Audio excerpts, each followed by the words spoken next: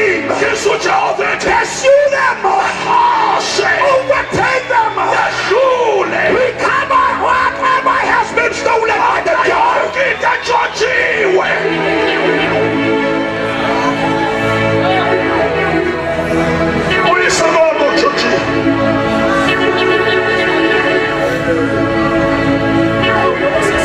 You know what? Here is a problem. Because we've got to solve the problem. Here is a problem. The problem is David went to the Philistine, to the king Lachish. And when Lachish and his troops were going to fight the Amalekites,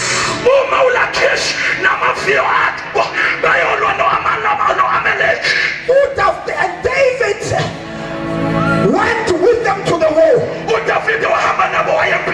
When they were on their way to the war, King Lachish was attacked. And they say, you can't bring David to fight with us. Lachish said, this man is a good man. The people said, he's good for you. Don't you know a song? Many years ago in the Philistine country, they said Saul has killed thousands, and David killed thousands of thousands. Do you know that this person, he killed our grandfathers? How can you make friendship? And therefore Lachish said to David, I can't keep you. Listen, you have wasted your time to fight the battle that you were not called to fight.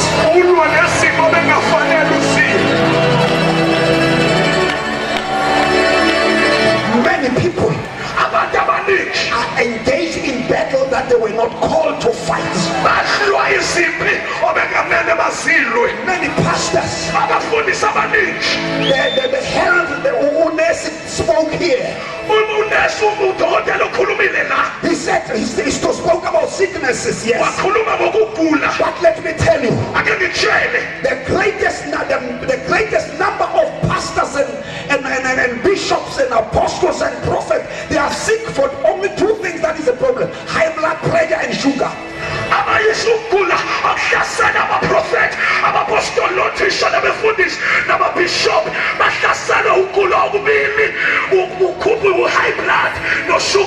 Because we fight the battle that we're not assigned to fight.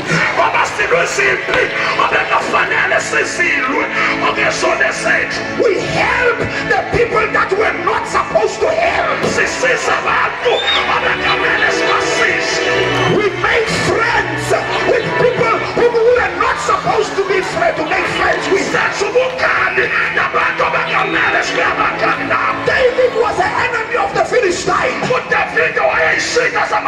He was not supposed to have a league with Philistines. He was to fight his own battles. Because your battle will pay you, but people's battle will destroy you. Don't fight the battle that is not part of your assignment. Because this battle does not have a grace upon them. Grace walk hand in hand with perfect will.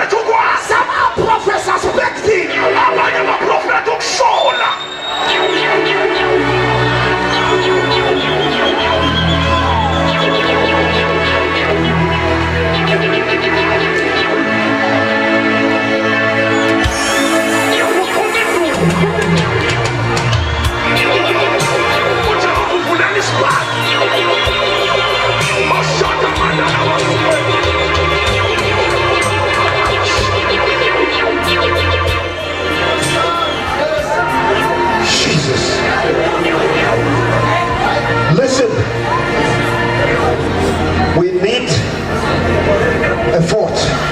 Sifuna ingubo yamahlobo. Shall I go to the ministry? Awu Nkosi yami, ngiye yini kwi-ministry? Shall I leave everything? Ngishiya yonke iminto, Nkosi yami. Is it a call or is it ambition? Ubizo noma imfuno. Or am I just copying somebody? Noma ngikophisha kothile. Listen to me. Ilalele. You can copy a man, but you cannot copy the grace. Awukophisha umuntu, kodwa ngeke ukophishe uNkosi.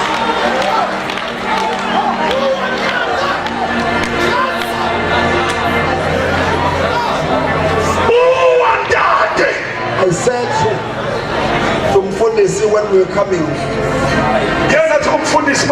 I had a crusade. Few people for 2 weeks. Few. Early 80s. Few people in the church. Shumaila 10,000. I was preaching to 10,000. Only 200 people if they are men. I will perform a miracle and the following day I have half of the people after a miracle.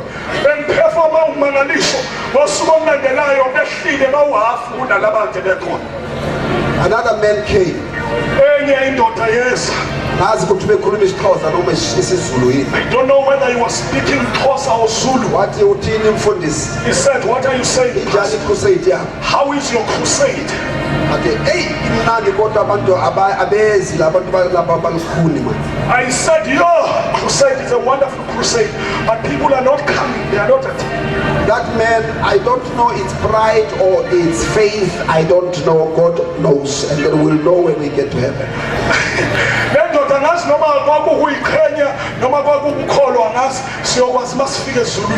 He said, when are you finishing?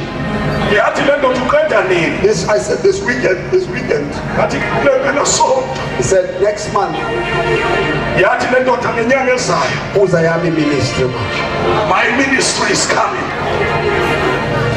What? Why don't come? What?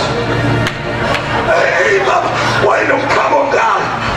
Why God?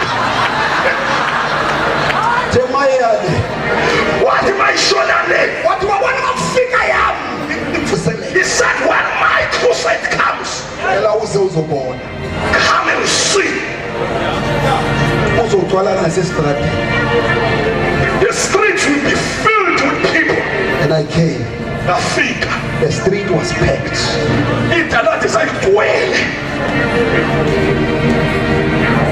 Blind eyes were receiving sight. After the service, I went to him. Ati Baba,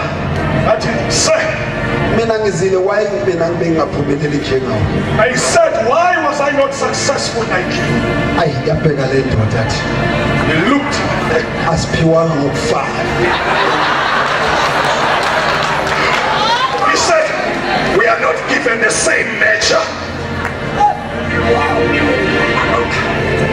That Zulu word, it was not so strong like today because I'm very good in Zulu now. You can't gossip.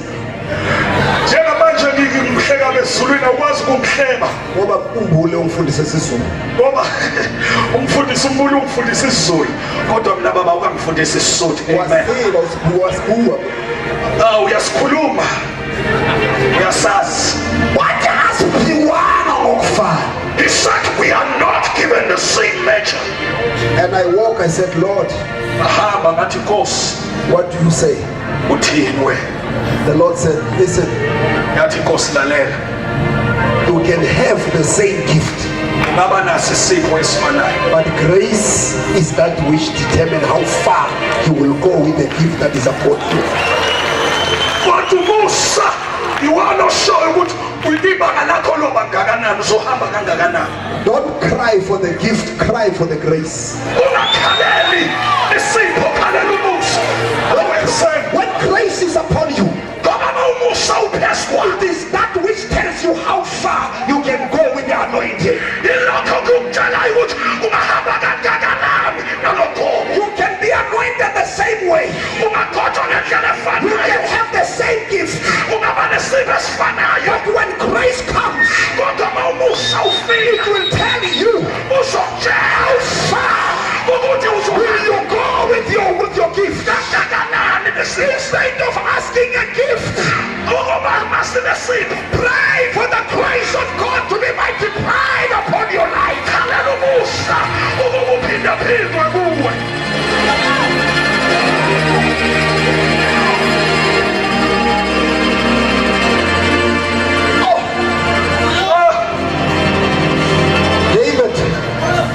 Jesus, David was busy with other people's battles. Why are busy? There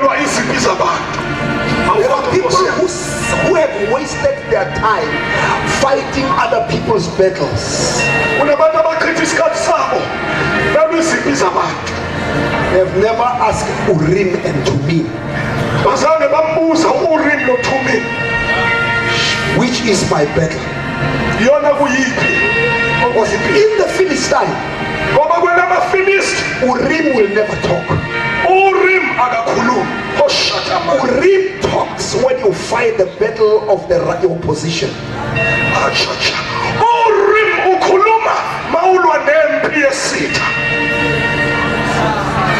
Your position. If you are in the wrong place, we are too local. God keeps quiet. What happened when you go away from the tower of MTN?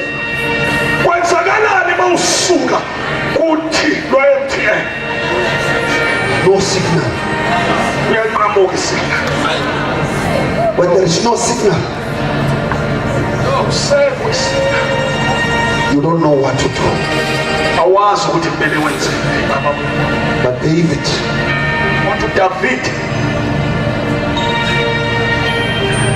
went home. If you are going through your own tough time right now, go to the place where you used to be before.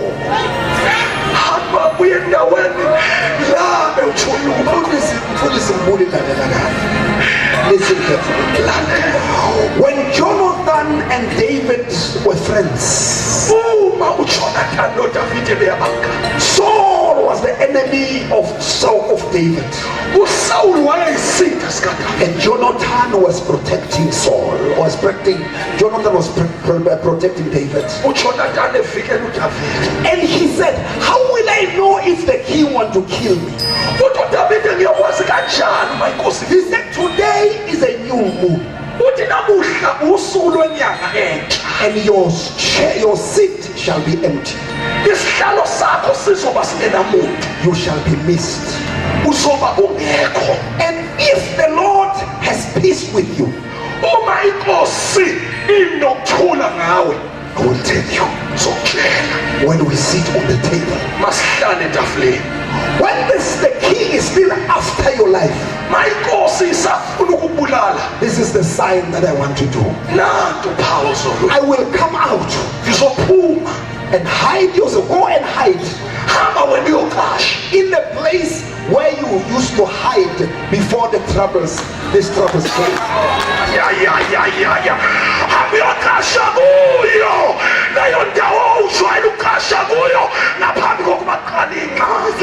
It's like I can stand on this face.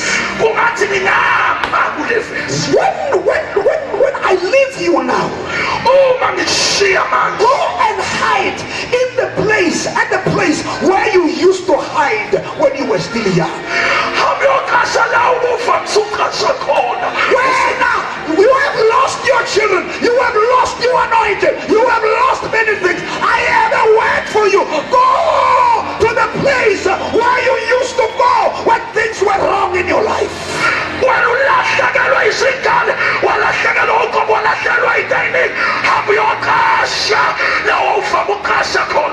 Where is fasting and prayer anymore? Where is the service of confession of sins today? The people of today does not confess their sins. They cover their sins with everything.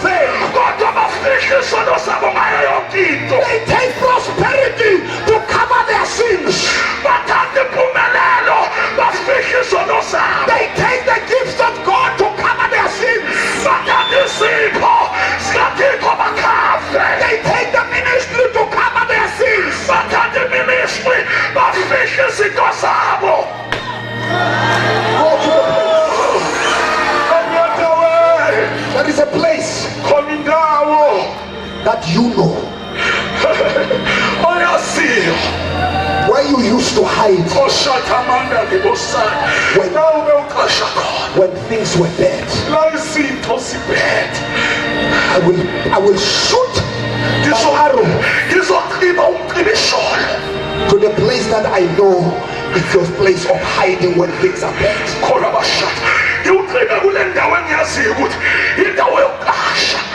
And when you see my arrow there, on the right, little bit far from you, you must hide yourself better. Know that my Father is not happy. Don't run away, hide yourself, because I'm able to read my Father's face.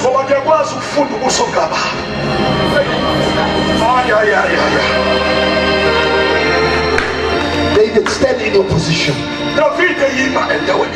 You are not called to help Philistine. It's not your assignment. Your assignment is to fight the Philistine. This place, it's for revival. God bless his baby, not adopted baby.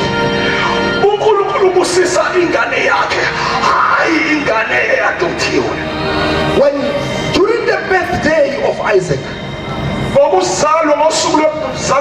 birthday party of Isaac, Sarah came to Ishmael. She said, that's not how God works. God cannot bless Ishmael and Isaac in the same time.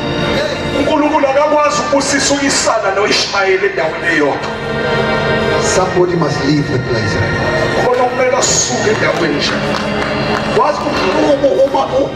Ishmael and Joshua when he was already grown up. It was painful for Ishmael. And you know why he was chased? He was laughing at Isaac. Many times things that are not from God in our lives, they laugh at things that are from God in our lives.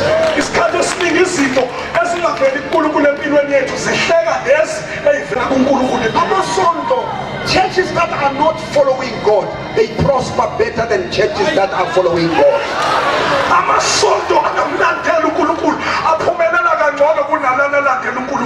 And now they will start to laugh at the people who are holy unto God.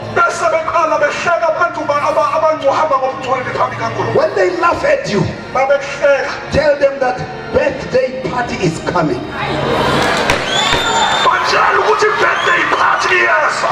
And when that birthday party comes, God will say, take Ishmael, send him away.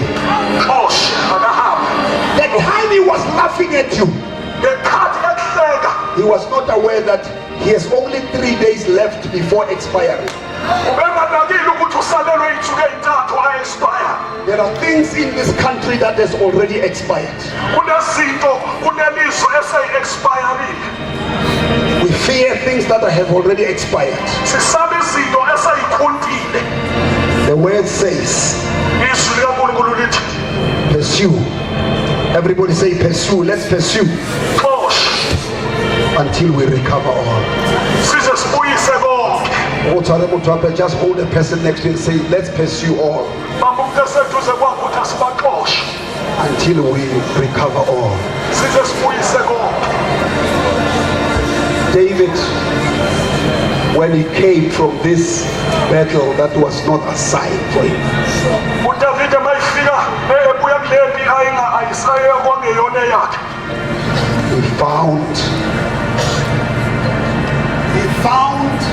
he saw a smoke. Ziklag. And the reason Ziklag was under the fire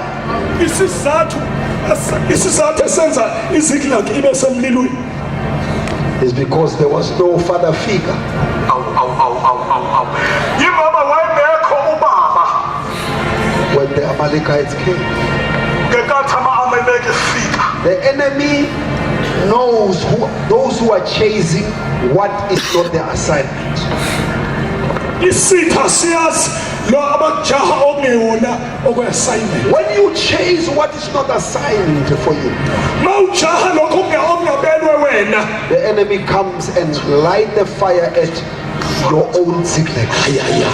isitha siyeza sokhele iziglag lakho wena usalitshelwe ukulwa izimpi okungezona ezakho. When you come with joy and say, I have overcame the battle, Mawuza ngentokozo uthi hey nginqobile impi, you find the house empty.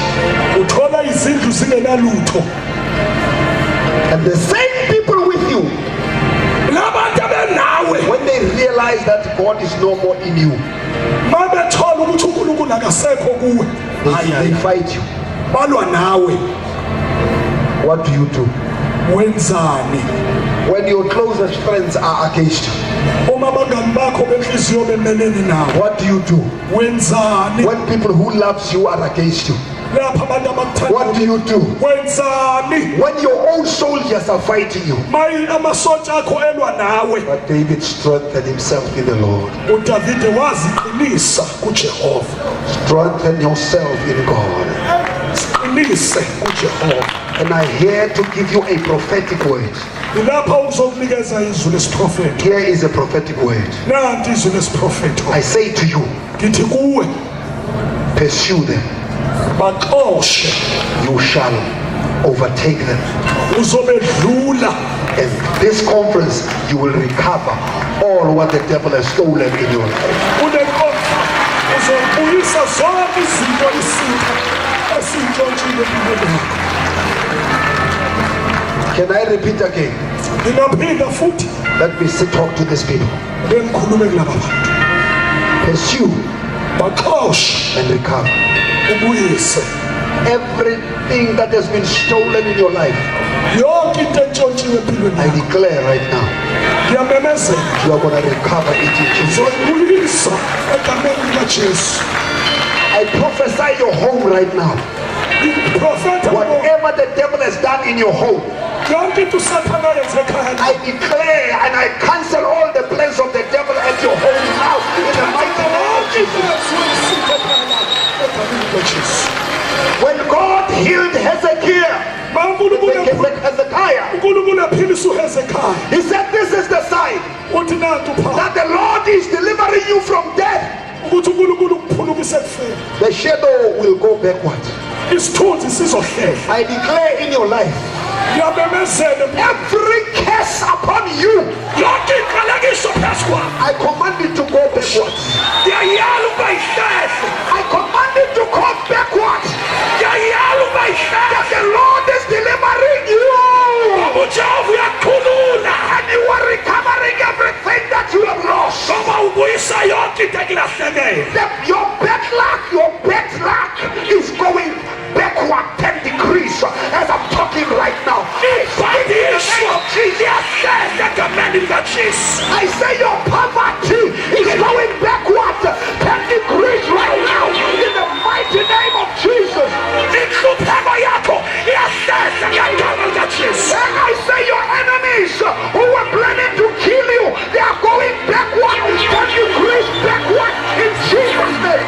Isitha sakho abeyifuna ukubulala ziyahlehla. Now listen, I say your sickness, I say your problem is going backward 10 degrees in the name of Jesus.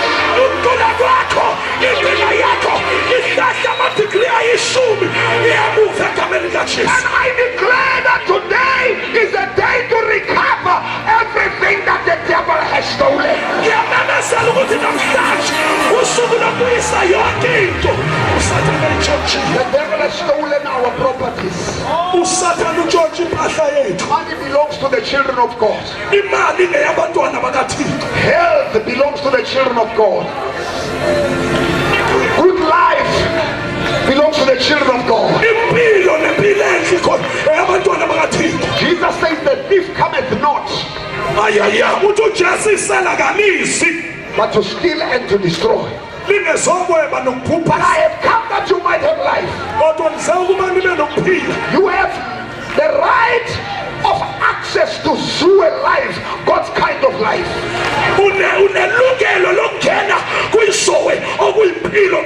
I command that sickness to go backward in the name of Jesus. I revert what the witchcraft has done in your life right now in the name of Jesus.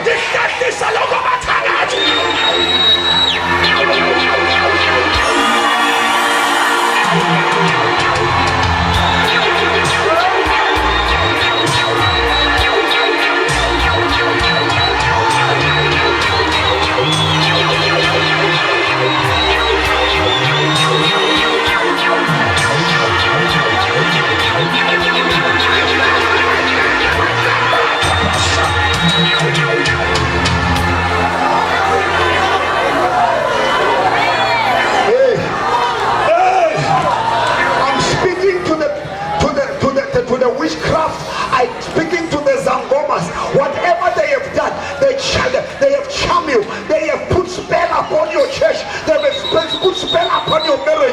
I command it to go backward. Backward. I say backward, backward, backward.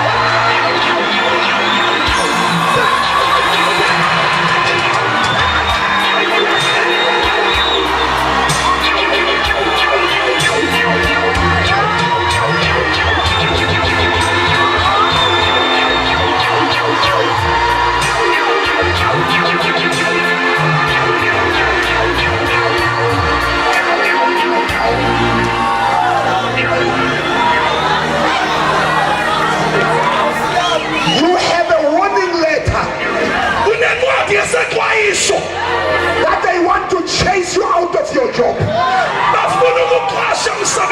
But I undo what the devil has done. I rewind it. I got this to go back. That letter's not gonna work in your life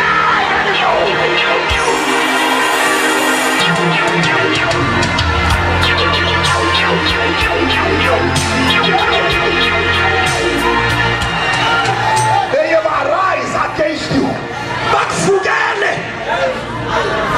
to demote you because you speak in tongues.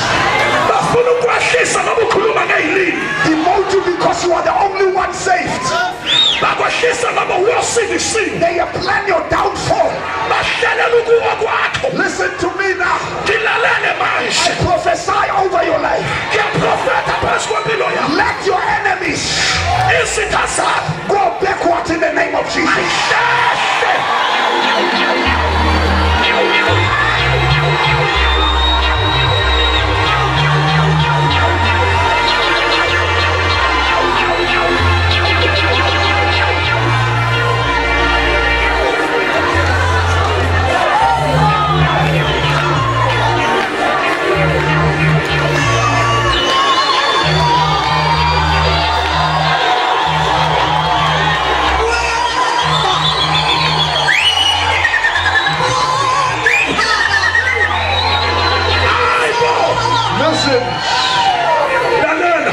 This is Women's Month. Listen, mama. That threat of divorce, I speak from the platform of INTSHUKUMO. That divorce is going backward in the name of Jesus. In Jesus' mighty name.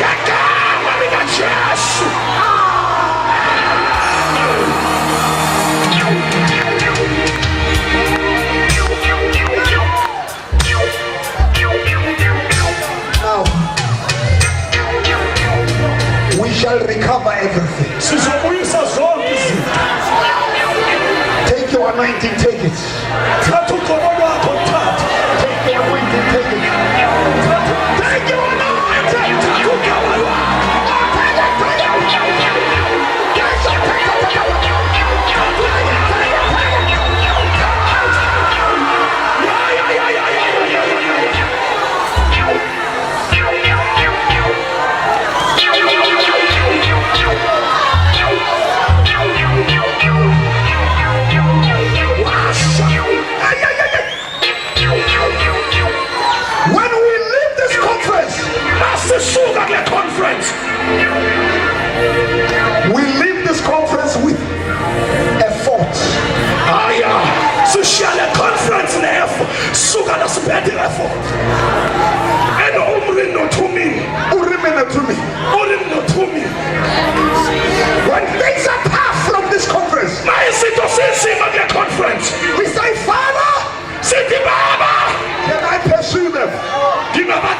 And I hear the Lord say, yes, overtake them. Not just pursuing, but overtake. I declare everything that is against you. God is saying you are going to overtake it.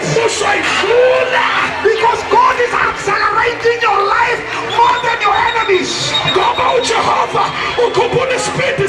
God is accelerating you more than your enemies. When the devil is trapped at the corner, he will find you at the other corner. In the name of Jesus, pursue them and recover all.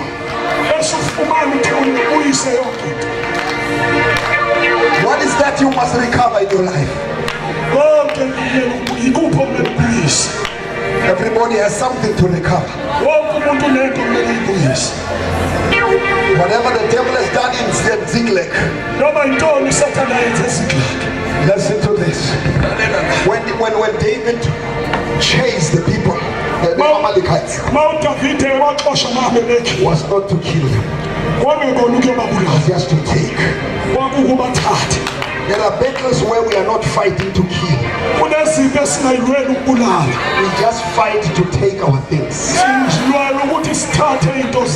I send you in Jesus' name to go back home. Go and make a list of the things that has been stolen.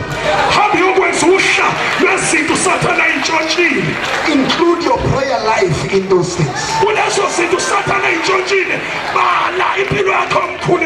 Include fear of God in those things. Include holiness among the things. And when you finish, start to overtake. When you overtake, you've got to accelerate. But to you, David, it's not you who determine the speed. In the aeroplane, there is a mode which is called autopilot. And this mode, you calculate the exact time to arrive. And you press it. You go to sleep. The machine will take care of the waves. Turbulence outside. I ask you right now, allow God to put your life in the autopilot mode, where you will face the storm because that's how you are programmed.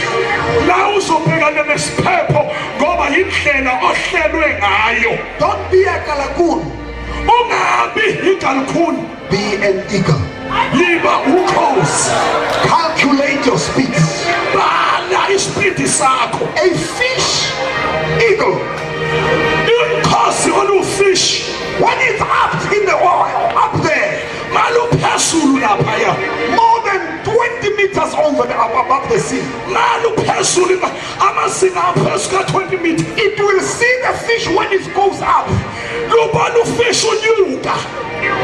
and ready to come back. It will calculate the speed from the time it's going up, that when before the nose enter in, I will be snatching it in my nail and up on the air.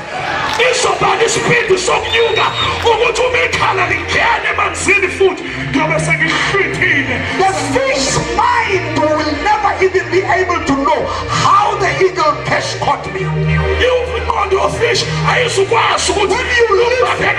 When you leave this conference, the devil's mind will never be able to figure out how these things have happened in your life.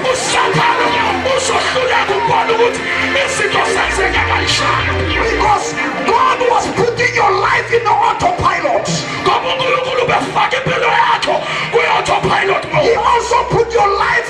fish eagle. What you desire in life, you will snatch it before it can think about you. Before money think, it will be filled in your bank.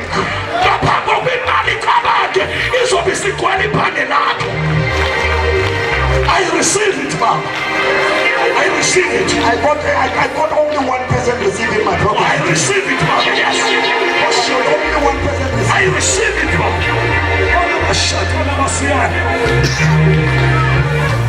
I've got only one up to now who received it.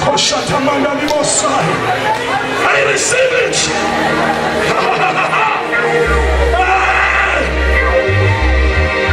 My God.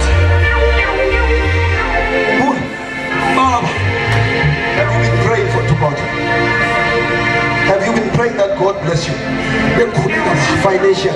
Yes, ma'am. Tell us, sure.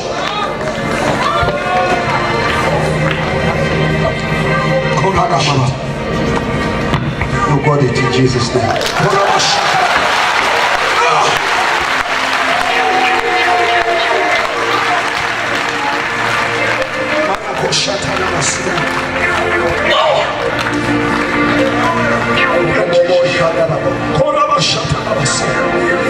Sure.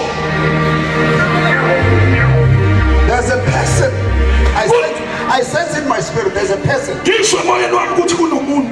It's not because he's a multi-billionaire, but he has money.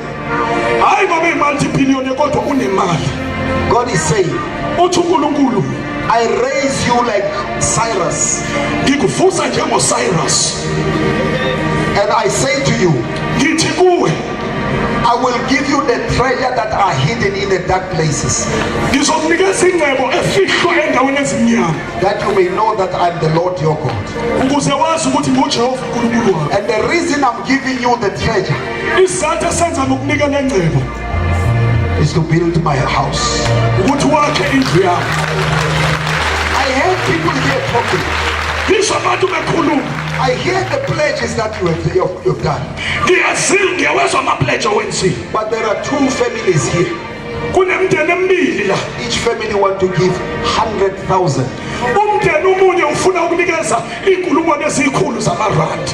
Two families. And I don't want to call you in front. I want you to go and meet the relevant person. Don't go to just anybody. Who's the relevant person? The only person that is known by everybody. Go to Mama straight away. You just go and tell them that it's me. I don't care whether it's today or it's next month, but it's a big seed that you want to sow for this coming project. Two families. Let me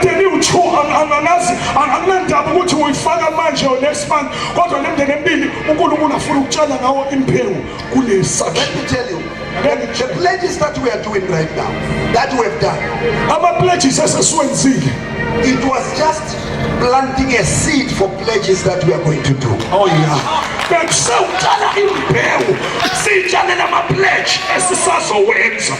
It's just the beginning to lay the foundation of giving. And I know that today, as I'm talking, I want to give you a chance to go and talk to your family. But I know that two families are going to plant 100,000 at least.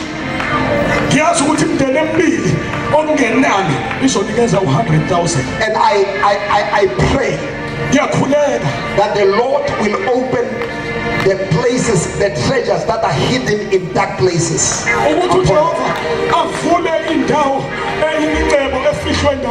And there are some who have applied for big businesses in this place.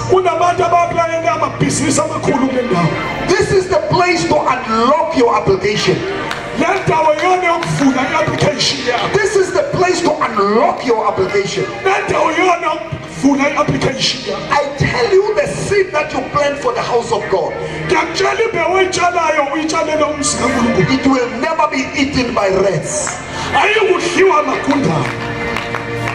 God said to Israel, if you build my house, this house here is gonna make you rich. Those people who are here, you are here because you are appointed to be rich by being part of the house of God.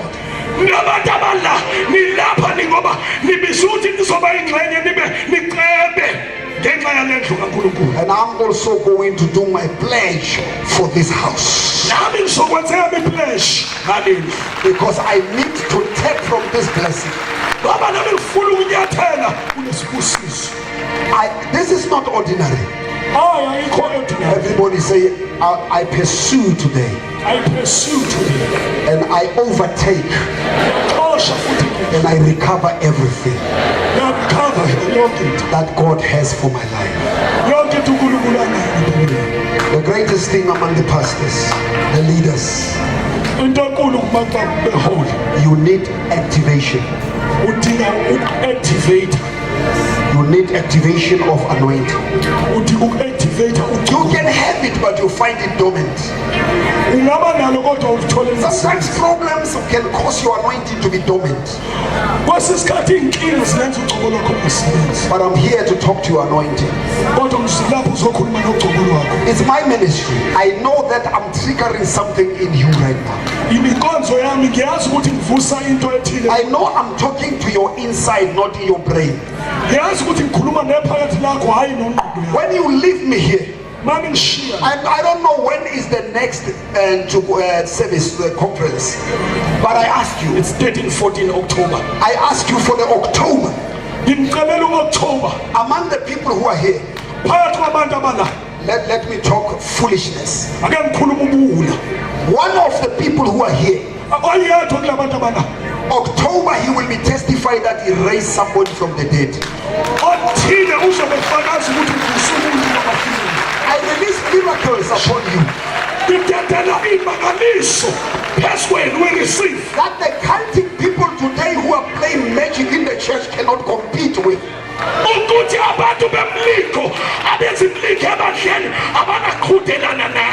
I say one person here is going to raise the dead. That is not just to elevate a person. God wants to show the gods of Egypt that is greater than all gods. The glory be unto him. In Jesus' mighty name. Do you want me to pray? But before I pray, here are the pledges that have been made. You know what? I believe in doing things under the anointing. Here are the pledges that have been made. You started from 10,000. You start from 10,000. I want to tell you, you need only one action of faith to unlock your future.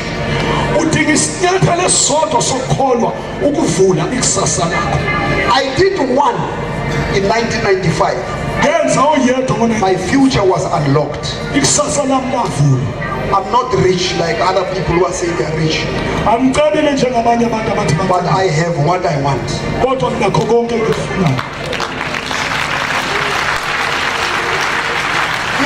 If you don't see me with the aeroplane, it's because I never asked God an aeroplane.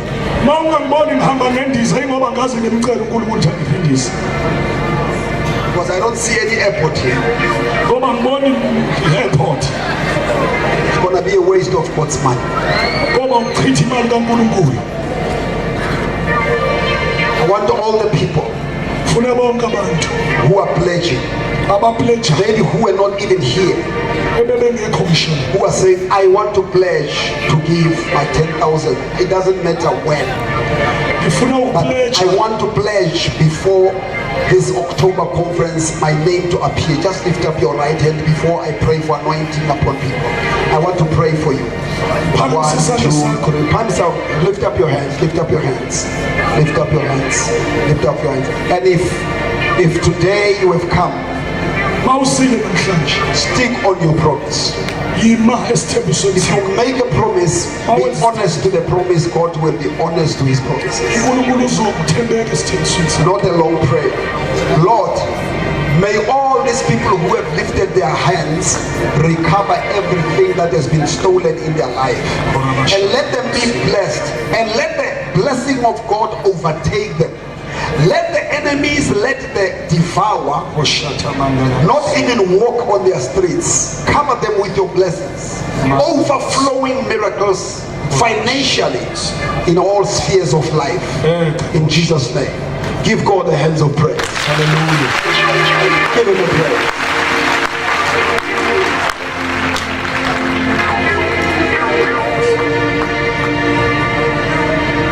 I thank you.